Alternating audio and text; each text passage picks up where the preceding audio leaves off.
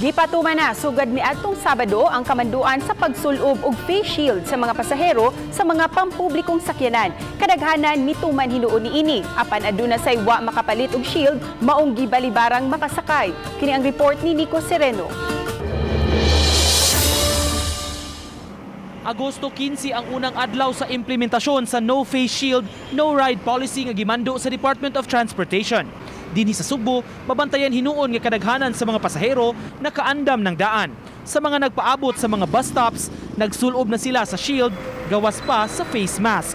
Ang construction worker nga si Wilfredo musakay unta og bus gikan sa Fuente area padung sa Bulacau. Apan wala pasakya kay wala magsulob og face shield.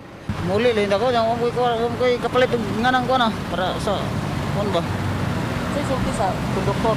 Dili ko na sakay ko na og walay face mo na. Shield. Samtang sa pier area mabantayan nga kadaghanan sa mga pasaherong manguliay nagsulob na sab og face mask ug face shield. Ang mga gwardya sa Cebu Ports Authority kun CPA mi-inspeksyon sa mga musud nga pasahero kung naka-face shield ba. Sinoy Bobby nagkugi unta pagtuyok sa dapit, pagpamaligya og face shield.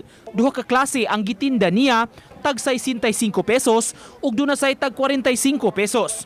Apan matod pa, gamay ra ang namalit, maong menos ra gyud ang iyang kita. Kapalit na gyud sila. Naiuban jud nga nakapalit, wala lang naladala. Yon di man sila mo tatak ang Coast Guard og dili sila maka-face shield. Mo ning mingaw ron wa Wala na jud. Ningaw na kayo.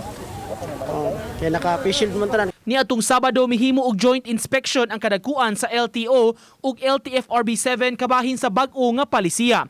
Matod ni LTO Regional Director Victor Kaindek, nabantayan nila ang 90% nga compliance sa mga pasahero ug mga drivers sa pampubliko nga sakyanan. Matod sa LTFRB ang mga drivers nga mopasakay og pasahero nga walay face shield pamultahon og gikan 5,000 sa unang offense, 10,000 dayon 15,000 ingon man suspension o cancellation sa prangkisa.